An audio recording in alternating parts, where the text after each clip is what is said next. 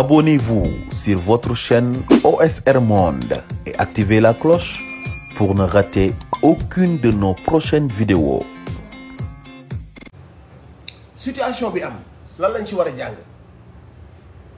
bu weesoo wax yi ñuy wax ni est-ce que ñun xam nañ que ni mbir yi xew fi Sénégal yàlla moo ci wane boppam man personnellement ci sama yëg-yëg sama kii direct yëg-yëg direct waaw du ma tardé balaa xadaratul jumaa bi di commencé dinaa dagg vidéo bu gàtt la rek ci sama gis-gisu bopp yàlla mooy wane boppam. xam nga la mooy yàlla lan la yàlla di wane boppam ci ñaari camp yépp la yàlla di wane boppam soo ko jëlee ci camp ku ma le président Ousmane Sonko même si su fekkee ñi suivre ñëpp te xam ko te jege ko xam nañ que ni am na ay antécédents ci wàllu santé yu ko waral mu doon dem ci ay kinésithérapeute dem di mancé wu ku ko xam ci loolu nga koy xamee d'ailleurs Bassirou Diomaye Faye bu mu génne la dernière fois gis nga ko bi mu tukkee ba Paris. amul sërite bu mu indil président Ousmane Sonko bu dul dégg benn huile de massage bu baax si moom mu dem wutal ko parce que nee nañ ko bii baax na donc soo basé woo si foofu noonu nga basé wu ci histoire ak kinésithérapeute yi mu doon dem yëpp di nga xam que ni kii bu demee fu ñu koy massé c'est tout à fait normal mais il faut ñu xam que ni président Ousmane Sonko ak kersam ak pudeuram su sañoon dinañ ko tudd ci lépp ba mu des ci milieu yu mel noonu wala contexte yu mel noonu. mais bu ñu fàtte que ni yàlla moo ni ci lëndëm lay génnee leer foofu ñu ko doon tudd noonu boo ko doon xool ci zaahir du bëgg mukk ñu tudd ko ci yu mel noonu donte façon wu dem faju ji la donte façon wu dem continuer massage yi mu doon def la mais ku ko yeewoon ci xaaja guddi na ko nañ la tudd ci milieu yëpp mën nañ ni na ngeen ma tudd ci milieu làmb na ngeen ma tudd ci milieu hip hop na ngeen ma tudd ci milieu faneen ak faneen mais buñ ma tudd fii nii mais day fekk que ni suñu borom. comme ni ko olof yi di waxee suy defar day mel ne kuy yàq fi nga gën a bañ mu tudd la fa la lay nattu te ci ombre boobu noonu da leen seetlu fa la lumière bi yëpp fa la jaillir képp ku amoon sikki sàkk ci Ousmane Sonko ci problème bii nii maanaam ci biir ténèbres yi ñu yaakaaroon ni ca la nekk ci nga amee ci moom confiance ci nga amee ci moom cofeel ci la sëriñ su bëri nangulee Ousmane Sonko jigéen ñi ci lañ nangulee Ousmane Sonko xale yu ndaw yi ci lañ bëggee Ousmane Sonko ñëpp ci lañ ko bëggee te pourtant fañ ko bëmax pour mu salte fa la ko yàlla setale loolu mooy li yàlla naan ci lumière danaa ci génnee lëndëm ci lëndëm danaa ci génnee lumière seetlu leen affaire yi bu baax a baax maanaam fañ ko gën a bëmax ñoom pour mu salte fañ ko gën a bëmax pour ñu jéppi ko fa la ko yàlla gën a terele fa la ko yàlla gën a joxe cofeelu nit ñi confiance wu nit ñi sympathie wu nit ñi moo tax suñ borom dalay won ka ni fee yi nii ay fee la rek mais décision le dernier mot me revient loolu la suñu borom wane et su ngeen xoolee ci beneen côté bi ñoom demoon nañ ba jàppe que ni ñoom ñoo yor doole demoon nañ ba jàppe que ni ñoom ñoo yor nguur demoon nañ ba jàppe que ni ñoom ñoo am xam-xam demoon nañ ba jàppe que ni ñoom ñoo yor sañ-sañ ba lu leen neex mën nañ ko mën a def te bu ngeen ko seetloo ci chronologie bi ñuy doog a jëm jël parole ci seen ay nguur dañu ne woon nitu diine ak neen ñooyam ak ñëpp ñooyam nitu diine ak ñëpp ñooyam ay c'est des personnes lambda ci seen ay première prise de parole loolu la ñu waxoon xool leen ci seen ay dernière prise de parole yàlla da leen a woon dos au mur face au Sénégal yàlla leen wan leen que ni nitu diine du nitu lambda nitu diine du sénégalais lambda te yàlla da leen a yóbbu dos au mur ci fin bi la leen yàlla wan boppam yàlla dafa bàyyi ba mu jot mu wan leen que ni nitu diine du sénégalais lambda ñoom ñu ñëw indi lañ yaakaar ne mooy doole indi lañ xalaat que ni mooy seen ay mën-mën seen ay capacité yàlla na leen ok dinaa leen wan kan nag du yéen a am doole nguur gi dernier mot bi xaaral nag fii ngeen demee ba yëg seen bopp ci laa leen di wane que ni man yàlla man maa yor mbir yi yàlla yëkkati comme la mu la wax yàlla jël Ousmane Sonko dugal ko ci milieu bu ñu koy tudd boo xam ni buggul woon ñu ko fay tudd yàlla wan ko ne ci biir ombre boobu danaa la defar lumière mais ñoom aussi yàlla jël leen ñoom ñi nga xam ne yaakaaroon ni ñoo yor lumière mooy ñoo yor doole yàlla jël leen génne leen ci lumière boobu ñu foogoon indi leen ci vrai ténèbres yi mooy dafa jël benn cadeau empoisonné mu tegal leen ko ñu ñëw rek jiro rek naaw cadeau empoisonné bi nu mu tudd Adji Sarr parce que aussi mënoon nañoo yam ci une personne bu am xel une personne bu am réputation une personne boo xam si ni taaram ak réputation may na ko bu taxawee wax sénégalais yi gëm ko mais yàlla dafa ñëw tegal leen fa la pire des actrices la leen fa yàlla tegal ñoom ñu yaakaar ni dal nañ ci ñu ñëw ne ah ok ñoo yor nguur ñoo yor doole ji allons-y nañ jël gel bi nii def ko nangam ak sàngam pour daaneel kële ba ma ko ci ténèbres yi donc ñoom suñ borom wan leen que ni yoru leen doole mën ngeen a yor armée mën ngeen a yor service secret yi mën ngeen a yor milliards yi mën ngeen a yor yenn médias yenn journalistes yi mais man suñu borom maa yor le dernier mot te soo ko xoolee suñu borom imaginer nga lépp ci chronologie la ko def seetlul ñi ci war a nekk témoin suñu borom dafa tànn parmi toutes les femmes dafa tànn koo xamante ne nii ci chronologie am da ko jox doom prématuré doom prématuré boobu mooy tax kooku duñ ko mën a tëj kaso duñ ko mën a yóbbu garde à vue te dina wéet ak doomam te wéetaay boobu ci lay delloo ci yàlla ci lay mën a waxtaan ak mbokkam ci lay amee conseil yi mu war a am bu doon beneen femme la yóbbu nañ ko kaso bu yàgg kenn du ko dégg bu doon beneen femme la dig nañ ko xaalis peut-être mu xaw a tiit daat koy récupérer mais suñu borom dafa tànn moom ces acteurs qui jouent le sale rôle ak qui jouent le bon rôle mu jël benn ndaw indil ko benn xale bu ndaw ponkal yi nekk si àdduna bi yépp kii rek la seen problème matul 700 grammes suñ borom dem jël benn femme boo xam ni da koo dénk benn ndaw xale boo xam ni mooy mujjee nekk protection ba kenn du ko mën a yóbbu kaso mooy mujjee nekk protection ba kenn du ko mën a esseler pour mën koo manipuler mu des ak doomam des ak suñu yàlla des ak suñu borom di xalaat di méditer di am possibilité waxtaan ak ay mbokkam pour mën a def les bons choix xam leen que ni loolu noonu delloo leen ko suñu borom moom moo def casting bi ñoo mu jox leen ab dëxa ab nit boo xamante si ni réputation bi bon na ñi ngeen ay vidéo sexe ak sexuel ak moom ay nit yoo xam ni tëdd nañ ko ay nit yoo xamante si ni mën lañ la wax tout le mal d'elle mu jël casting boobu fekk ñi yaakaaroon na ñoo yor doole mu tegal leen kooku noonu cadeau empoisonné ngay am foofu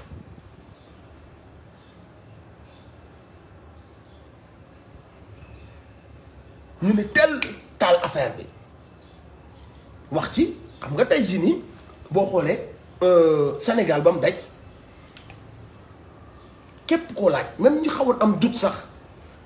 ñoom déggoo li ma wax seen biir lëndëm la yàlla di génne lumière bi xoolal lëndëm biñ créé woon naan na parce que jamono ji Cheikh Mountakha yàlla na fi yàgg te wér jógee pour gis na que ne deret ji bëri na bakkan yi rot bëri na yàqu-yàqu yu bëri na mu jël ay responsabilités am jamono jooju lañ indi ñoom le fond des ténèbres jamono boobu la ñëw indi ko teg pour ñoom seen idée moo doon Ablaye bii dañ ko takkal fañ ko takkal la ko Sénégal yi gën a bëggee lii baaxul nañ kaaw indi benn mbir boo xam si nii fa la ko nit ñay bañee fa la ko nit ñay jéppee fa la ko nit ñay jàppee benn pervers fa la nit ñay yàqee seen confiance si moom te loolu noonu ñi ngi ko def ci jamono ji nga xamante si nii Al Mountakha mu ngi jéem a coller les morceaux pour sauver le Sénégal moo tax nitu diine ya nga doon neenal naan ay personnes lambda lañ tey ñoom la yàlla jox rôle central bi tey ci ñoom ngay daanoo parce que sàllaalu boobu nga leen sàllaalu ak le fait que ñu ñëwaat tey di dox jàmm yéen ngeen yónnee benn avocat pour mu dox ay booba ngeen daanu suñ borom leen ko seetlu day leen bàyyi xel suñu borom day programme suñu borom day millimètre mbir yi ña ngeen doon sàllaalu yaa ay at ci ginnaaw tey jii ñoo nekk rôle central bi te jamono ji ñu jógee di defar ngeen bëgg leen a yàqal fa ngeen yàqulee parce que ténèbre ba ngeen indi woon daat ne bii bu ñu ko defee ci la nit ñi bañee président Ousmane Sonko ci la ko nit ñi jéppee ci nañ waxal sodomi tuddal sodomi waxal massage corps à corps waxal nangam ak sàngam fexeel ba yii yëpp génn na nga ko répété waat su ngeen ko waxee ba àggal ndekete yow ci leen la Sénégalais yi gën a jéppee la ngeen jàppe woon bomb moo mujjee ñëw nekk ay coton Sénégalais yi xool leen xam seen vrai visage ñu gis seen ay de quoi vous êtes capable parce que instant bi ngeen di def noonu vous pensez tenir quelque chose pour yéen am ngeen lu ngeen téye suñ borom bàyyi leen ba ngeen defar ko ba mu téye suñ borom nee na suñ paree ci seen complot yi seen ruse yi bu ñëwee ma def ko ma neenal ko la ngeen yaakaaroon que ni bu defee bomb mooy niilal démarche almuntaxaa yi nga xamante si nii après kenn dootul déglooti ay almuntaxaa dem na fi dem li ñuy déglu rek mooy Ousmane Sonko ji booy dégg ngeen li Adji Sarr wax Adji Sarr booy dégg ngeen li wax far loolu noonu ngeen jaaree ko ci site yi ngeen ko war a jaaree ñu xam ne début ba léegi ñu ngi leen di jàppale parce que site boobu du tey ñëpp xam nañ lu ñu yàgg a joué am na ci ay photo Ousmane Sonko yu ñu monté woon xam nañ leen site ñoo ko publié woon te xam nañ kan moo ciy njëkkee kan moo ciy gorow kan ak xaritu kan ñooñu xam nañ ñuy def noonu site ba même ci ñoom ci seen jëmmi bopp amatuñ lucidité parce que yàlla weer na leen ñu jël vidéo boo xamante si dañ koo monté tourné ko dagg ko fa mu leen neex ba pare am audace su ñëw jàkkaarloog Sénégal yi ne leen direct la woon c'était en live te pourtant yaa ngi ciy dégg vidéo bi bu ñu waxee la ñu waxoon dañuy mu yàgg vidéo mu ñëwaat ci fin bi pour bëgg a seetal ki leen yónni nee nga indiwaat nañ ci fin bi daal ne man nag musumaa gis diw musumaa gis te la mu waxoon moo ñëwaat ci vidéo bi de même parole yooyu ñoo ñëwaat ci fin bi ñu tudd ko 2 fois président bi ngeen wax man mënu koo gis billaahi musuma koo gis ba pare ngeen am audace u jàkkaarloog Sénégal yi ne leen lii live la woon lii c'était en live et en direct moo tax ma war leen que ni suñ borom da lay juumloo suñ borom su bëggee nga daanu da lay daaneel ñoom seen mbir yi ñu doon def Sénégal yëpp toog di leen xool ñu ñëw la leerul woon ca bopp Sénégal yi mujjee leer ca bopp Sénégal yëpp te pourtant yaakaaroon nañ que ni bomb lañ yor yaakaar nañ que ni bii paa dañuy yàq ne ko tuddal lii surtout mooy tudd ko waaye pourtant déggoon ngeen jamono jële président bi nee na leen ba ci espionné këram ñi ngi koy def yónnee pour xam fa ay information pour xam fa nangam ak sangam pour mu mën a coordonner après ak ñoom seen ay version ñu ne ko tuddal yii boo ko tuddee Sénégal fii lay jaaree mer nag fan ngeen tudd ko dem indi ko wax ko teg ko mais saa yi mun leen a nulal jëfi almuntaxaa yi c'est impossible almuntaxaa nitu yàlla la mun ta nekk di defar ay pauvre type pauvre comédien mauvaise actrice ngeen jóg ne da ngeen koy neenal moo tax yàlla toroxal leen yéen ak seen i caméra ak seen i journaliste ak seen i xaalis ba ngeen di def lépp dafa am lu suñ borom yore moom la ñuy tuddee barke. mën ngaa toog ci mbir di ko wax pendant 5 heures de temps du dugg ci xolu nit ñi parce que suñu borom daa rocc ci barke loolu moo leen dal lu ne wut ngeen ko moo bu nekk tudd ngeen ko liñ leen ci jublu woon mooy salteel parce que xam ngeen que ni waxu viol bi waxi golo la daanu ngeen ci te buñ leen ci toppee mën naa sax tëral ñu bëri kaso waxu viol boobu donc yéen li ngeen jublu woon mooy nan yàq te boo demee ci télé bi jaaral ci détails yi tuddal nangam ak sàngam pour que nit ñi mer bon sànni xarab amul benn sénégalais bu leen gëm benn bu weesoo nag yenn obsédé yi ko am na ñoo xam si ni ils se sont acharnés ñooñu mënoo ci ñoom dara que lii la mën a doon mënul doon leneen lu lii force lii lay doon ñooñu kenn waxul seen ay wax ñooñu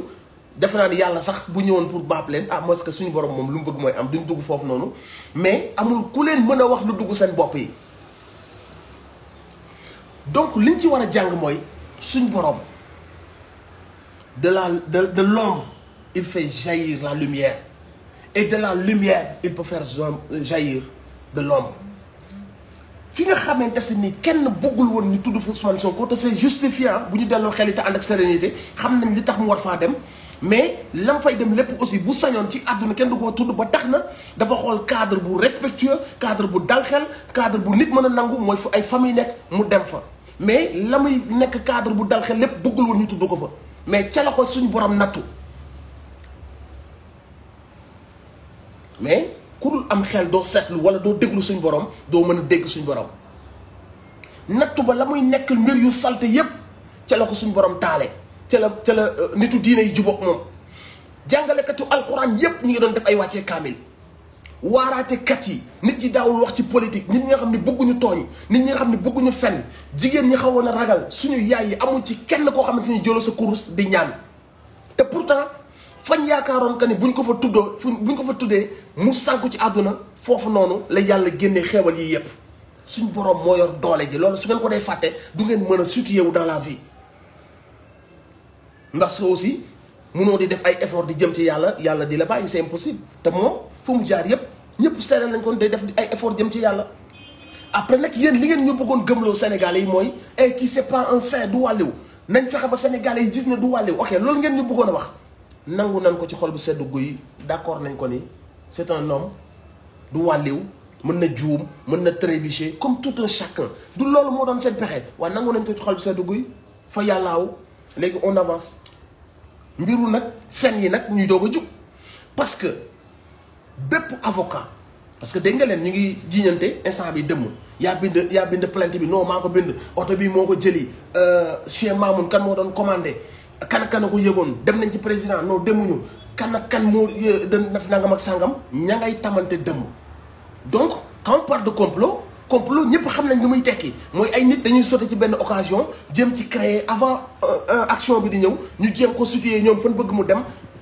pour créer ci ay mbir loolu la ñuy woowee complot et képp ku yeewoo Sénégal ak feneen ci Sénégal xam nga que ni y a des gens qui se sont vus avant toog ne nañ ko defee nii ay avocat joxe ay conseils ñeneen joxe xaalis ñeneen ñi dem chez Mamour di joxe lekk ñeneen ni oto bi mooy ñëw mooy jël si ñeneen ni avocat bi mooy bind plainte bi donc vous savez très bien que ni y a un complot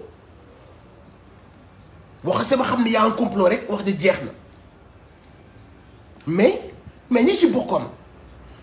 ak site yi leen ci doon jàppale ak journaliste yi doon xam ba affaire bi ak nit ñi yàlla tegal dëgg nii ñu gis ne lii dëgg la ñu naan non dañoo bëgg mu leer non dañoo bëgg mu leer te gis nañ que ni leer na xam nañ que ni lii c'est un complot xam nañ que ni ala kulli haal suñu dégloo témoins yi doyu leen ñu dem déglu science wax ak ñoom loolu tamit nee nañ doyu leen moo tax ma ni la képp ku ci jouer rôle boobu noonu toog ci télé yi di xamba wala nga toog ci sa site di bind xamal que ni tu as 14 morts ci sa conscience parce que joué nga ci rôle ngay boo xasee ba xam 1 an boo xoolee dossier bi déglu PV yi déglu benn ndaw soo xamante si ni am na doom sëy naag Dakar yépp wëlbatiku ne leen dama vierge boo xam ne gisuñu deret gisuñu nga yuuxu ak dévierge nu mu méttee te mooy daal ne lii amu fi ñu gis la nga yor xaalis di snap di fecc di jël sa co-masseuse di ko dig xaalis pour mu daw ah ñu gis la nga yor xaalis boo xam ne tudd nañ ko et ces gens-là ferment les yeux sur ça noppi waale ko dem toog ci télé yi di wax safaanu loolu donc képp koo xamante ne ni wéet nga ak sa conscience nga teg sa bët ci loolu ba noppi di jouer beneen rôle xamal ni tey 14 morts yi am nga ci rôle parce que bi nga fekkee dëgg da ngaa dumoo yu dëgg dem di xam ba ay fen donc avocat yi ci wax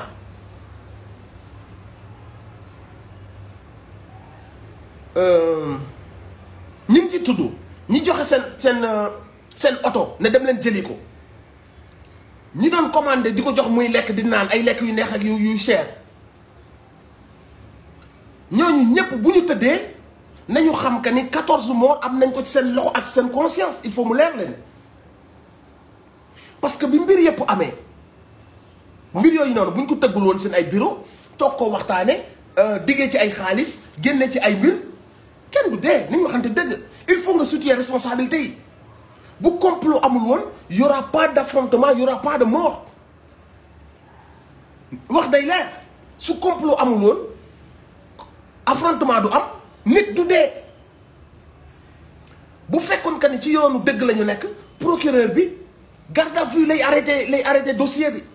parce que garde à vue weesuwul nga ñëw di waxi plainte ñu laaj say témoin wax mbir yu leer ne midi ci kanamu enquêteurs yi témoin bu leen doyul ñu dem laaj science wax mbir yu leer ne midi ci waxu kii bi ñu desale ay mensonges si sa déposition parce que tu disais que tu étais vierge te bu ñu enquêté tuuti xam nañ que ni mooy loolu sa doom am na ay nit yu ko xam tu as menti devant les policiers ci sa déposition donc procureur bi affaire bi warul woon jógee garde à vue dañoo waroon woon ndaw si ne ko sa tappale yi xaw ma ku la ci dugal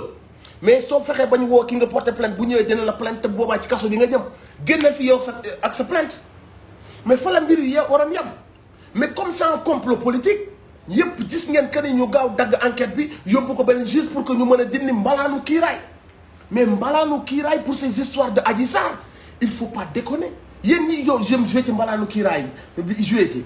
indi ay photo yoo xam si ni du Adji Sarr rek yokku ci ay mbir dans le seul but d'aggraver la chose yéen ñooñu ñëpp xam leen que ni vous avez participé à ça s'il y a des morts c'est parce que vous avez été partisans vous n'avez pas été véridique c'est pour ça qu'il y a eu des morts donc ci seen conscience télé yi waxuñu leen ko parce que télé yi on essaie de nous divertir ci yeneen télé yi nañ leen wax que ni seen agissement yooyu ngeen defoon seen comportement boobu ngeen amoon moo waral tey 14 morts te lépp mi ngi tege woon ci fen kàcc complot ndëgg sërxal mais il faut que bu ñu toogee à la télé sénégalais ñu ngi jooy on est en train de saigner du cœur mais dites-nous les choses arrêtez dañu yóbbu ci yeneen détails parlez-nous des nervis yi kan moo joxe ordre ban autorité ci turu sénégalais yi moo joxe ordre ne police bu nervi ñëwee ci yéen toog ci ay L200 bu leen tere des nervis armés parlons des choses toutes ces personnes-là doivent être démasquées ñu tëj leen parce que c'est à cause de il y a eu 14 morts dans un état de droit réew mu Serigne Mbaye Sy Mansour di nelaw di fanaan Al Mountakha di nelaw di fanaan il y a eu un gars qui a eu le cran de donner de l'ordre aux forces aux policiers et aux gendarmes que nervis yi ces nervis armés bu ñu ñëwee ngeen gis leen ci terrain bi bu leen jàpp mais cette personne-là xanaa papa moom Sénégal je veux que ñu wax moom cette personne-là qui a pris cette décision de dire à la police nervis yooyu nga xam ne ñi ngeen ay armes di leen romb ci L200 yi bu leen arrêté qui a donné cet ordre parce que tout ça était préparé pour ma wax leen ko président Ousmane Sonko bi mu ne suba damay dem palais boobu fekk na nervis yi pare nan damay dem tribunal boobu fekk na nervis yi pare nan mais comment ça se fait kon bett ñu leen comment ça se fait nervis yi pare qu'on nous explique comment ça se fait jour bi nga xamante si ni président Ousmane Sonko déglu na diine yi déglu na médiateurs yi bëggul coow am nee na leen ok d'accord samay avocat wax nañ ne damay dem d'accord damay dem loolu bi ñu koy wax guddi jot na comment ça se fait le lendemain les nervis étaient sur la corniche et ils étaient tous armés qui a prémédité la chose qui savait que ni suba lii day am ba mu dem recruter des nervis les nervis on les recrute pas sur 30 minutes on les recrute ci ay jours donc ces personnes-là yi amoon l'information ba dem recruter seen ay nervis armés mais qui sont ces gens pour se permettre de dem recruter ay nervis armés ñuy dox aux côtés de la police mais il faut qu'on nous explique on est au Sénégal wala dañoo nekk ci république boo xam ni laneen la personne n'a compris naka la ñuy bàyyee police ay agresseurs romb ko ak ay armées ay armes mu bàyyi leen pour ñu dem jàppi ay enfants des enfants du pays qui peut nous expliquer li ci rationnel lan gént la wala réalité la on a vu des gens ci ay L200 yu état moom marcher à côté des policiers et des gendarmes te kenn arrêté wu leen mais qu'on m'explique gis naa Yakham Mbaye mu dem toog à la télé daal ne yéen a ngi wax nervi yi li tax waxu leen ci ponkal yi àndoon ak Ousmane Sonko il parle des gardes du corps d'Ousmane Sonko des gens qui n'étaient même pas armés mais ñoo yoroon sécurité Ousmane Sonko est-ce que yéen a ngi imaginer degré de d'idiotie boobu noonu est-ce que wér na sa gars et puis Sénégal la ko waxee amul ku ko feelu amul des journalistes yu jug dal ci affaire bi ne mais c'est scandaleux ñëpp wax ci amul bëggoon nañ sax sëriñ si wax si parce que c'est très grave que des gens se permettent d'embaucher des agresseurs armés pour nous tirer sur les Sénégalais mais c'est très grave pourquoi personne n'en parle on va sur d'autres choses mais l'essentiel personne n'en parle l'essentiel mooy les faits 14 personnes sont mortes parce que y a eu des gens yu ficelé un complot y a eu des gens yu leen ci jàppale y a pas un seul Sénégalais buy tëdd di nelaw tax gëmul ne y a eu un complot et que tout ça était faux li ñu wax lépp ay fen la du début à la fin donc face à la situation mais que les responsabilités soient situées nan ñu wax les réalités nan ñu wax les choses li ñu bëgg a dégg journalistes yi yéen yu dëggu yi journalistes yi dëggu yi poser le débat arrêté ngeen ñuy jéem a def ci ay diversion ay nangam ak sangam l'affaire d'Adji Sarr nit ñi fàtte nañ ko on n'en parle plus on sait que ni c'est une folle buy fen nit ñi génne nañ vidéo am ngeen gis que ni c'est une psychopathe di fen koo xamante ni day def benn déni koo xam ne day jur doom wërbati ko ne dama vierge koo xam ne day wëlbati ko ne dañ maa teg je veux même pas parler d'elle quoi parce que c'est absurde lim ñu wax sénégalais yi y a eu 14 morts qui sont morts 14 sénégalais qui sont morts à cause de ces bêtises. Je te parle même pas de ces gens yi demoon di fenaan sénégalais yi naan ay mbër lañ yu amul combat. Je te parle pas de ces gens. Ces gens sont trop petits pour que je parle d'eux. Je te parle même pas de nit ñi demoon di ñu wax que ni ay terroristes ñoo ñëw wàcc Sénégal patati patata y a eu des terroristes qui nous ont attaqués. Arrêtez fii dëkk bi Sénégal la yéen am na yeneen dëkk yi am na yu ñu fay def muy nekk ñu ngi ciy teg suñu bët parce que la leen yàlla nattoo la mais fii on est au Sénégal ça passe pas. Même pour les gamins, les tout petits, ça ne passe pas. Vous avez affaire à des Sénégalais. Des Sénégalais, vous êtes ridicules. Cette vidéo, bien def, barki dembu, Daniel na sen liggéey ba ngeen defoon yépp seen vidéo yéen a ko wax seen vidéo moo ne yéen a xool yéen a tëgg yéen a tulli yéen a fecc yéen a def mbasa. Et vous insistez dans la connerie. Vous pouvez manipuler les gens. Non, oui, nous sommes un site. Patati patati. Les gens démissionnent de partout. Parce que les gens savent. Les gens savent. Tout le monde n'est pas traître. Tout le monde n'est pas prostitué. Il y a des gens dignes dans ce pays. Même Réumi, Nitnyangui démissionné. Mais qu'est-ce que tu vas faire avec Idrissa Seck? Mais tu démissionnes avec une personne comme ça. C'est ça la loyauté. Parce que da ngaa foogoon ni dëgg moo fa nekk da ngaa foogoon ni ay principe moo fa nekk da ngaa foogoon que ni ab combat bu noble la far nga gis que ni c'est de la merde mais tu démissionnes. Il y a pas plus logique que ça. Qui va rester avec des personnes comme ça? may wax muy ñëw ne moom taxaw mais le gars il veut tellement être président il s'est pris pour un président pendant 5 minutes. S'il fait cela, j'irai voir alors dans ce cas le président Macky Sall qui a fait que j'ai vu faire tous les efforts pour obtenir les vaccins pour patati patata. Di ñu jéem a jaay ay discours yu sonn yi doo président. Come on man. Et puis sax vaccin ba ngeen di wax la yàlla xam da nga ne sax bi gars yi ñemu naa parce que ñu ngi ci dégg ay bagages. Mais si les gens te quittent mais y a pas plus logique que ça. Yow lan nga ci dëkk bi xale yu ndaw yi sax il nawlootuñ la mais des têtes qui étaient derrière toi yu la gëmoon. Yaakaar ni tu es un homme de principe mais ces gens-là ils te fuient maintenant parce que xam nañ yow la kan et tu penses que tu vas embarquer ces gens-là dans ta chute. Arrête de prendre les Sénégalais pour des cons. Tu penses que su ñëwee taxaw jël maîtriser quelques aaya wala quelques xasida soo ñëwee wax ko da ngay blow maayu nit ñi. Ce temps-là est révolu booy yi dañoo ñaw. Le problème mooy vous ne savez même pas à qui vous avez affaire. Jeunesse bi da leen a rawee 20 ans et vous ne le savez pas vous êtes toujours là. Foog ni seen ay golo ñoo leen topp seen ay nervi ay boy yu ngeen di may 50 000 ak ay t-shirt loolu jeex na man. Adaptez-vous foofu la jamono tollu. Adaptez-vous. Classe politique vous êtes nos ennemis li ñuy dund yéen ñu ko teg vous êtes des voleurs mais vous pensez que si vous da ngeen di gisante seen biir ne nañ jël plan de communication bi donc comme lii am na ñun ñëpp buñ génnee nañ wax que ni booy yi génn Sonko taxul ñun ñëpp nañ wax loolu parce que suñu waxee loolu day bu ñu waxul loolu day mën ne kon puissance Sonko la il faut que ñun bu ñu génnee télé yi ñu wax que ni ñi génn Sonko taxul ñi génn Sonko taxul ñoom lañ lay def jamono bi nit ñi dee ñoom ñi ngi doon xool politiquement comment retourner la situation ñoom ñëpp ñu ne plateau bu ngeen dem rek ne leen booy yi génn xiif moo tax booy yi génn ñàkk liggéey mais du pour Sonko du pour Sonko yéen a ngi doon xool jamono bi nit ñi dee nit ñi yaakaaroon que ni yéen di ngeen ñëw condamner l'attitude de certaines forces de l'ordre ak des milices yi leen raxoon ñu foogoon que ne di ngeen condamner attitude nit ñi embauché ay nervi yéen ngeen dem à la télé pour xool naka ngeen tourner la tête des Sénégalais sur ñi génnoon non du pour Sonko bu leen yaakaar ni Sonko taxoon ne non ras-le-bol bu yàgg la patati patata Ousmane Sonko. Par modestie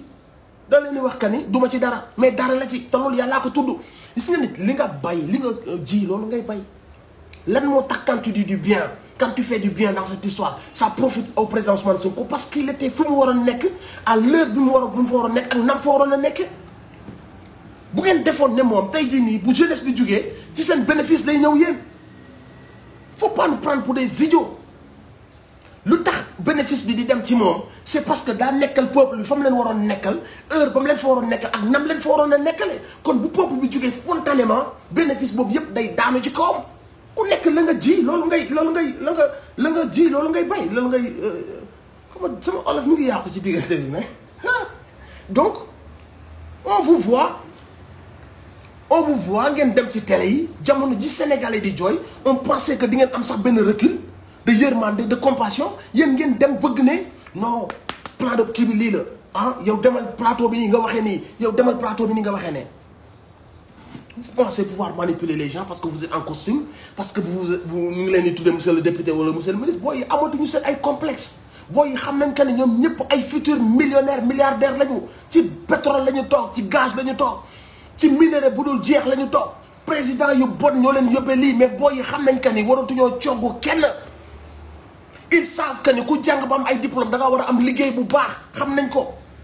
booy yi xam nañ que ni hôpitaux yi bu ñu fajuwul c'est parce que vous êtes là des incompétents des incapables des menteurs des comploteurs ci bopp koñ bi ngeen nekkoon votel ma vous n'aviez rien du tout 2 ans à peine 2 ans vous êtes devenu milliardaire ci ndoddu askan bi et vous pensez que da ngeen di dem télé costume cravate comme dañuy am seen complexe ngeen ñëw wax ñu gëm leen vous êtes des mythos du jàll léegi pour nga def politique Sénégal la donne a changé il faut nga nekk nitu dëgg loolu mooy tax nga am crédibilité may séddale xaalis bi léegi booy yi dañuy jël xaalis ba noppi dumale ci xaalis boobu noonu parce que xam nañ que ni xaalis bi da nga koo sàcc toute personne bu bëgg a defati politique na nga am ay argument na nga nekk koo xam ne buy débat nit ñi dañ koy naw comme ku mel ne dàmbooj débattre par des idées nit ñi naw ko ñu xam que ni kii li muy wax lu yanu maanaa la ñu mën a ànd ak moom ci loolu mais maa leen di manipuler maa leen gën a muus maa leen gën a ëpp xaalis li ma wax di ngeen ko gëm loolu amatul ci Sénégal képp ku bëgg a defati politique ci Sénégal na nga dem maîtriser naka la ñuy defee politique mais aussi na nga nekk quelqu'un de franc te loolu on le doit à la jeunesse debout mais on le doit aussi à des personnes comme président Ousmane Sonko. Il a réveillé les Sénégalais mais c'est un fait il a réveillé les Sénégalais loolu c'est un fait kenn mënu ko dindi. Il est venu montrer comment on doit faire la politique. Et cette personne-là, boo toogee ak moom mais du si gi xool la mais il est tellement pudique il est tellement poli bu toogee ak yow da nga naan yow xam nga kii du Ousmane Sonko mi may gis parce que il joue jamais au star te ñàkk a jouer au star sax moo tax tey boo nekkoon demal ci salon bi baax na mu dem fa parce que il fait rien de VIP. kooku bu nekkoon président nii ngeen ko gisee mu jege jeunesse bi noonu la ñuy jege wan leen que ne nañ leen dem liggéey nañ leen dem ci tool bi gis ngeen vote bi mu ko defee booy yépp ñoo dem réew dafa soxla fan ki ko jiite dafa soxla di ko naw di ko xool di ko naw ba kooku bu ne nañ bay sax dañuy bay bu kooku ne nañ liggéey dañuy liggéey bu kooku ne nañ def dañuy def parce que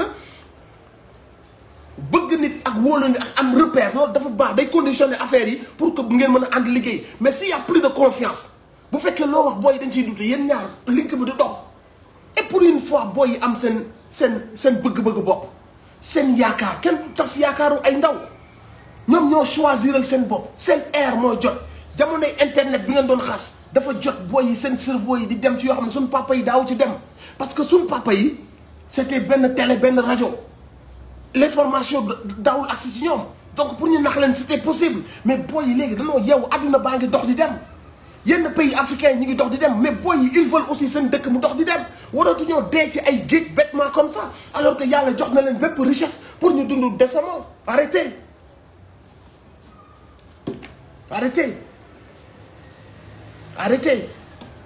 arrêtez ngeen dem à la télé vous essayez de nous leurrer arrêtez mais dites les choses seen fen yi moo waral 14 morts aujourd'hui et complot bi dara waralu ko woon lu dul des gens se sont vus daat ne on a une occasion dégg nañ ni Ablaye bi day dem ci benn salon benn gel moo ñu ko wax donc nañu wax gel bi mu def laa ak laa àlla yow Fall koo xam ne amul sa numéro amoo numéro musul lay gisante faneen musulaa jox beneen proposition mais yow bu la kenn bardee sax dina la jox proposition ngeen bëggante faneen ngeen gisante parce que neex nga ko wala je sais pas parce que ay góor lañu tu vois loolu bu amoon sax mais koo xamante si nii nee na la man ak yow duñ dajee faneen du ma jël sa numéro yow daal il faut ma ñëw ba ci watu ñoom Ndeye Khady Ndiaye foofu ma la fay violer c'est ridicule il faut arrêter il faut ma ñëw toujours ba ci sa watu collègue yi di la violer foofu quelqu'un qui ment quelqu'un boo xamante si nii mënuñu ko accorder benn crédit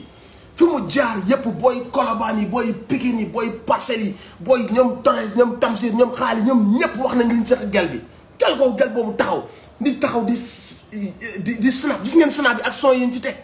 son yi mu doon fekk son yu génn la récemment donc snap bi ay snap la ñu def y a même pas un mois et c'est cette personne qui nous dit je suis meurtri, je ne me regarde plus devant la glace, je me sens sale, je me sens patati patata. Mais arrêtez, putain. Mais il faut arrêter. Et c'est cette menteuse, moi, on a 14 mois. Parce que je lui en veux. Je vais vous dire un truc. Au début, ok, ouais, elle est fatiguée, manipulée, patati patata. Mais elle a le cran de venir du kachat, quoi. Elle a le cran d'après les morts. Comme que, mais bon, même je lui en veux. Je vous dis la vérité. Ça va y avoir des petits gars, non. Mais de façon, say, man, I'm telling you, man. Si nous sentir une certaine mal-être, profond, comme que, il regrette nos morts, mais même quand les familles des victimes, tu sens le mensonge, tu sens qu'il n'y a aucune émotion. Après, nous non, parce que Maître El Hadj Diouf, ça se voit que Maître El Hadj Diouf, quoi que non, vous avez madame tirer chasse, vous avez tiré chasse, vous avez Maître El Hadj Diouf, vous avez tiré chasse, attends, c'est un clown, il joue un rôle. am na ñoo xam ne bu leen neexoon vidéo démb boobu Maître El Hadj Diouf du ko teg du ko teg ak waa site boobu noonu xam ngeen ko su amee cran dem def ko xam ngeen ne dafa am ñu ne ko def ko parce que on est mal guddiñ toll nii booy bi mi ngi jël de l'ascension mi ngi jël de la hauteur sëriñ bi teg nañu dos au mur il faut que ñu génne vidéo boo xam ni mooy tax sëriñ bi dos au mur bi ñu teg au moins dana xaw a wàññi ardeur yi parce que vidéo bi dina tax ñu bañ Ablaye bi. Donc, quand nous mais parlez de la réalité, qui a donné feu vert à Maître El Hadj Diouf pour nous donner site pour défendre le def. Parce que ces gens se sentent affaiblis, ils sont dos au mur, te sëriñ bi wax na leen que ne su ngeen ma ko nangulul danaa dem publiquement wax leen nangulul ma ko kon Maître El Hadj Diouf su génnee war ngeen a xam que ni timing la. Il faut nous désamorcer un peu l'affaire mooy ñu saltel Sonko bi nga xam ne même suñu bañalee xalif bi sax du jaral kenn dara c'était ça l'objectif donc arrêtez ngeen yaakaar ne li ngeen ñuy servir la ñuy gis ñun ñu nekk ci suuf la ñuy gis arrêtez de prendre les Sénégalais pour vos marionnettes ngeen di def nii non suñ ko waxee nii yow bàyyi non tout ça était calculé et dem leen ci site yooyu ñu ngeen xam ni njëkk nañoo bëgg a def coup bi parce que annoncé nañ ko njëkk nañoo bëgg a def coup bi wax ci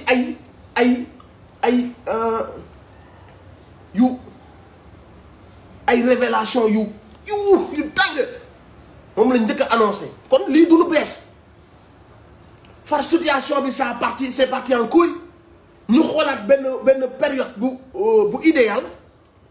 ban période moo gën a idéal période bi nga xamante ni ñoom ils sont affaiblis dos mur ñu ne dem leen envoyer la sauce comme ça les Sénégalais vont voir gel bi mu muuru xaw a tiit xaw a lii les Sénégalais et puis ñu dégg mu wax ay mots yu cru yu salté donc ça va émouvoir les Sénégalais donc ils vont haïr le président Sonko donc quand ils vont haïr le Sénégal Ousmane Sonko et que nous on refuse au khalife sa demande du nekk luy grand trop parce que instant boobu Sénégalais yi bañ nañ président Ousmane Sonko c'était ça leur plan par seen vidéo bi est venue la montagne a accouché d'un putain de souris souris jarax ana bomb ba dama nii patati patata mu ni ma tiifi ma dugal ko mu jël huile bi patati patata avec tous vos trucs là avec tous vos technologies là war ngeen xam que li ngeen wax bu doon dëgg la dee na jeex na kenn waxatu ko y a les petits micros, il y a les petites caméras, il y a enregistré une personne, il y a la possibilité de faire des trucs dans la chambre avant qu'il arrive. Il y a tout ça qui est possible. Si fait qu'on l'ingénie wax deug la élément yi génné na tek bu yàgg Ablaye bi day ñëw def ay conneries ñu génné ko ci suba ga bu fekkoon ne li ngeen wax dëgg la Ablaye bi buy ñëw day fekk ne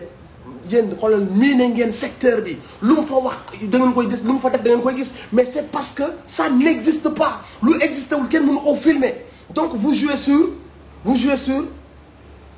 parole contre parole vous jouez sur ça vous jouez sur ça et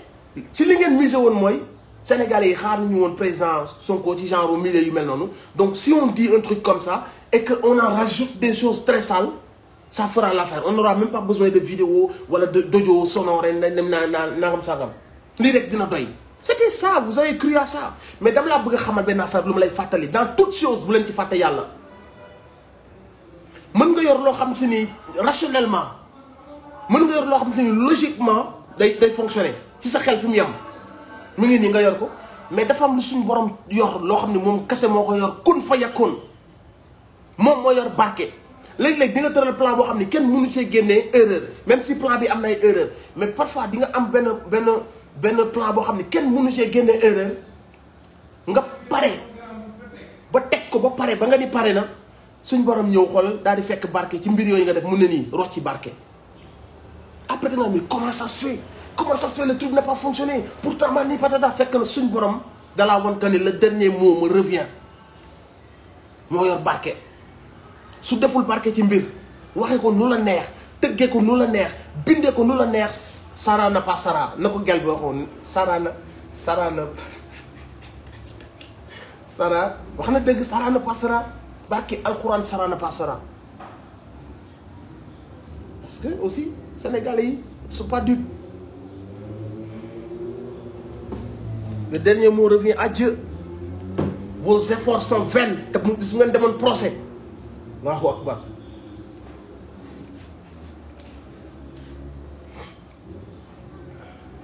léegi ma leen di fàttali dara am na ñoo xam ni poster pour poster da leen a neex parfois ñu ne waaw mais président Ousmane Sonko nag génn mi daa bëri par fu nekk mu dem fa kii naan yéen mais génn am na yoo xam ne dañuy poster pour ay m pour attirer l'attention mais koo xamante ni da ngaa nekk ci benn épreuve bi yow la ça concerne toi mais suñ ko xoolee c'est beaucoup plus large que ça parce que beneen tooñ la woon beneen dictature bu fi agsi la beneen ajustement yoo xam ne gars yi yàgg nañ ko naqarlu la ñeneen ñi mënoon a téye seen bopp mais ñu ne quand même ñun lii dañ koy dakkal ñëpp ñëw jàpp ci ses adversaires en politique ak les mouvements citoyens ak des classes politiques ak des presses et tout ça religieuses et presse et tout ça mais ñooñu quoi de plus normal guddi yi ñu toll nii mais nga dem def benn visite dem def benn acte de reconnaissance ñooñu ñëpp nga dem seeti leen jaale ci xale yi ci génn àdduna seeti seen i mbokk sa moroomu politiciens yi nga xam yéen a bokkoon combat bi nga dem def acte de présence mouvement citoyen yi nga dem def acte de présence presse yi ci yàqule soo demul seeti leen day mën na yàqule bi dañ cee kontaan yow yaay leader bi yow tu dois pas séparer tu dois boole nit ñi da nga war a def loo xam ne ñaari Sénégal du am benn Sénégal rek mooy am comme c'est toi la personne principale de tout ça mais c'est ton rôle d'aller voir les gens massawu ñi gaañoo ñi yàqule nga massawu leen mais y a pas plus normal que ça encourager les bonnes actions arrêtez de vouloir parler pour parler wala ngeen bëgg ay m wala ay nit ñi bàyyi leen xel ba tax ngeen wax ay waxi dof nit ñu am xel ñi xam nañ loolu lépp logique la après nga dem gis nit ñi massawu nga am benn posture leader bi tax ñuy wax ñu xam que ni yow tu es là pour rassembler les gens tu es là pour souder les gens tu n'es pas là pour diviser les Sénégalais te loolu c'est de la maturité loolu c'est de la grandeur et loolu ngeen gis te loolu la nit ñëpp apprécier et dañ ko ci war a wax continuer nous ne voulons pas ku ñuy diviser gis nañ ay nit yu ñuy diviser gis nañ nit yoo xam ne ñu ngi wax xeet Alioune Dembarou je sais pas quoi dégg ngeen bëri mi ngi waxaat ay waxu troisième mandat ay waxu xeex ay waxu bu na Sonko ñëw man ak moom te pourtant kooku noonu dafa doon def profil bas bu fekkee respecté nañu wax xam ne ñëpp a ko ñaawlu pourtant il revient à la charge toutes ces personnes là mais sont dangereux pour nous ils sont en train de travailler ci suuf seen groupe WhatsApp yi ñu ngi ciy envoyé ay affaires yu grave pour monter les ethnies mais ce sont les ennemis de la nation ces gens ce sont des pervers pour que ñoom ñu toog ci nguur gi jaral na leen lu nay àdduna réveillez-vous vous avez en face de vous des personnes dangereuses pour cet avenir pour avenir seeni doom ils sont en train de jouer ay cartes yu obscures man ce qui me rassure mooy je vois la majorité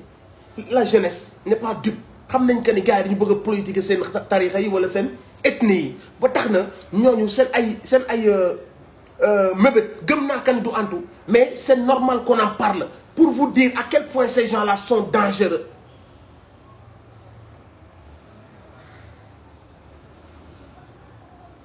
Tu vois cette personne bu fi waxoon bu ñu waxee mandat ñu génne machette yi là il revient à la charge mi ngi nekk di défier Ousmane Sonko et kooku ay pexem bu sottee xam ngeen fa mu ñu bëgg a jëmee yàlla ñu yàlla musal ci gaañ boobu noonu.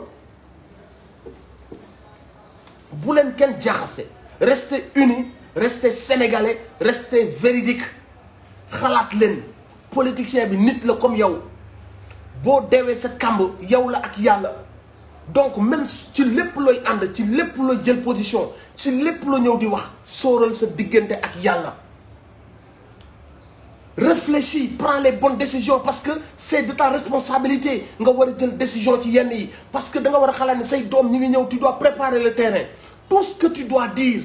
dafa war a nekk loo xalaat seetlu ko bépp nit booy appuyer dafa war a basé wu ci dëgg basé wu ci yërmande basé wu ci booloo basé wu ci sunu ay valeur ngay doog a dëgëral nit kooku képp koo gis xam ne kii lay dangereux képp koo gis xam ne kii c'est un comploteur c'est un menteur c'est un voleur da ngaa war a moytu nit kooku noonu. Arrêtons di def ay parparloo arrêtons di wax sans réfléchir ay magu jëmm lañu Sénégal yàlla daf ñoo dimbali ci wàllu woowu suñu mag ñi yee nañu suñu mag ñi daan nañ tubaab bi li mu am ci pays africain yi amu ko Sénégal tubaab bi mën nañoo diriger. instant bi nii ni ñu configuré wu am ay tarixa nañ ci kàll yi ni ñu kàllante suñu biir nekk ay cousins par plaisanterie loolu moo def suñu charme moo def suñu force loolu moo def suñu charme moo def suñu force donc ces petites personnes là sans valeur bu ñu nangu ñu tàqale ñu bu ñu nangu ñu jaxase ñu seen ay ambition personnelle kese moo waral seen stratégie yépp ñuy def donc nañu serein nañu dëggu boo ci nekkee gis nga boo nekkee ci dëgg tu vas avoir la paix du cœur tu vas avoir la conscience tranquille boo tëddee da ngay nelaw booy dox da ngay oyof dëgg mooy yàlla desal ci dëgg bul ragal saaga yi bul ragal ci patu yi bul ragal leneen desal ci dëgg boo desee ci dëgg tôt ou tard yàlla wan la ka ni dëgg rek mooy dëgg. boo dee jël décision bu ko xool ci mbiru tarixa bu ko jël ci mbiru ethnie bu ko xool ci mbiru région xool ko ci mbiru sa aqulay taalaa nga ragal yàlla nga xool li gën ci Sénégal nga xool nit ñi jub xool leen ñi jub mais système bi lan la ñu deful ñun Sénégalais yi ñii fi nekk lan lañ ñu deful vérifiez par vous-même lan la ñu nit ñi deful ñii fi nekk lan lañ ñu deful donc nos ennemis, on va pas aller chercher ailleurs. Macron est trop loin, George Bush est trop loin, Obama est trop loin. Mais gestul nga xool politicien de rien de tout bi nekkoon sa ginnaaw mais il est en train d'offrir des voitures à des filles des terrains à gauche à droite yow yaa ko fal toi tu peines à manger moom mi ngi may ay oto yu jar 80 millions seen terrain yëpp dagg na ko may ku ko neex mu may gel bu ko defal freestyle bu may le terrain mais léegi ban relation nga war a am ak politicien boobu noonu ban relation lan moo la war a attaché encore sur cette avec cette personne amul parce que c'est ton ennemi calvaire bi ngay dund ah ak situation bu précaire bi ngay dund mais c'est parce que il te ment il te vole il se partage le gâteau sur ton dos mais il y a pas de miracle il y a pas de secret avant d'aller voir les Macron les occidentaux et tout ça mais xoolal rek politicien bi lay jege d'où il tire cet argent ba mu ñëw di séddale pour jënd ñenn ci sëriñ si wala ñëw ci équipe bu nawetaan yi may ay 500 000 patati d'où il tire cet argent pose-toi les vraies questions bul nangu nekk benn affaire bu ñuy nax ces gens-là ce sont des mauvais ce sont des personnes dangereuses canceru Afrique ñoom la bis bu ñu tàqaliko ak ñoom on va prendre notre envol dinañ ko wàll africain yi ñun Sénégal yi on a un rôle déterminant bu ñu war a jouer ci révolution bi war a yëkkati Afrique l'occasion s'est présentée on a la possibilité de damm système bii mu dem yoonam on a la possibilité de couper le cordon on a la possibilité pour une fois de moom suñu bopp di décider suñu bopp di choisir suñu bopp te bis bu ñu ko defee africains yi dinañ gis le résultat et ils vont nous copier et dootuñu nekk dépotoiru occidentaux yi dootuñu nekk seen chose seen possession. Que chacun prenne ses responsabilités que chacun essaye de réfléchir jël à tête reposée nga jël les bonnes décisions.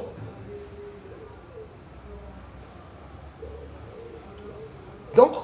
c'était ça le message man yàlla laa ci gis dans tout ça comme ni ma leen ko waxee mën-mënu suñ borom fekk ñu bëmax nit ci ténèbres yi mu génne ko ci lumière fekk nit yu yaakaaru ne ñoom ñoo yor lumière mu bëmax leen ci ténèbres yi man loolu laa ci jàng mën-mënu suñ borom wane ni moo yor nguur moo yor kattan man loolu laa ci liir. Donc la réalité est là bu ngeen dematee ci télé bi parlez-nous de nos morts parlez-nous des commanditaires parlez-nous des nervis armés parlez-nous de cette milice bi doon tirer ay fusils à pompe sur des manifestants non armés parlez-nous de ça parlez-nous de kër ministre yi ñu topp ba gis nervis yi di fa dugg parlez-nous de ça arrêtez de nous prendre pour des cons nous bu ñu ñëw di leen seetaan c'est pas que pour ngeen ñu abrutir dañoo bëgg jëlee fa information ak ay chroniqueurs de qualité. Parlez-nous des vrais problèmes du Sénégal, surtout de cette situation, mais parlez-nous des commanditaires. Parlez-nous de cette police qui accepte de marcher avec les nervis. Dans quel pays nga gis ay milices armées, ay nervis armés di marcher avec la police et avec la gendarmerie? Qui a donné cet ordre? Qui a donné cet ordre? Lan moo waral préfet bi ñëw doxale ni mu doxale? Arrêter une personne yóbbu ko ba loolu waral tey échauffourée yi affrontement yi am situer les responsabilités bon ajustement ak bon comportement moo waral tey jii yi lépp am. Parlez-nous de ça dans vos émissions. Arrêtez de nous parler de Adji Sarr Adji Sarr c'est quoi Adji Sarr? Adji Sarr xale yu ndaw yi jugé nañ ko pare nañ ci moom. Tout le monde sait que c'est une mytho c'est une malade mentale c'est une mythomanie c'est une feebar la da ngay dem ba gëm benn déni ngay def même soo juree doom am nga sañ-sañu taxaw ne juruma doom. Même su fekkee que ne yow ak xaalis dóorante ngeen 1000 fois am nga sañ-sañu ñëw ci caméra bi ne man ak xaalis mosuñu dóorante parce que quand tu es mythomane tu es malade. Arrêtez de nous parler de cette personne parlez-nous d'autre chose. Mbir yi leer na ci Sénégalais yi leer na ci sëriñ si leer na ci suñu yaay yi suñu sœurs yi leer na ci xale yu ndaw yi leer na ci ñëpp. Donc ne nous parlez plus de ça désormais su ngeen demee télé parlez-nous de ñi rey suñu doom yi. ñi joxe ordre yi ñi doon recruter nervi yi ministre yi ñu topp ba gis nervi yi di dugg seen kër parlez-nous de nos vrais problèmes. ñoo ngi tuub di jégalu ci écart yi ci waxin bi ci yenn mots yu insolents yi yooyu yëpp ñu ngi tuub ci barke ajuma bi et voilà c'était ça yëg-yëg bu ma amoon pour partager ko ak yéen donc voilà. Gros big up à tout le monde et puis voilà man moom du ma annoncé su ma amee envie def live rek damay bës def live et li nekk sama xol ma génnee ko quoi big up à tout le monde big up à toute cette jeunesse debout à toutes les personnes véridiques ñi bëgg Sénégal seen biir xol di ko taxawal di ci dox ñi bëgg démocratie dellu si ñuy xeex dictature nitu dëgg. Abonnez-vous sur votre chaîne OSR Monde et activez la cloche pour ne rater aucune de nos prochaines vidéos.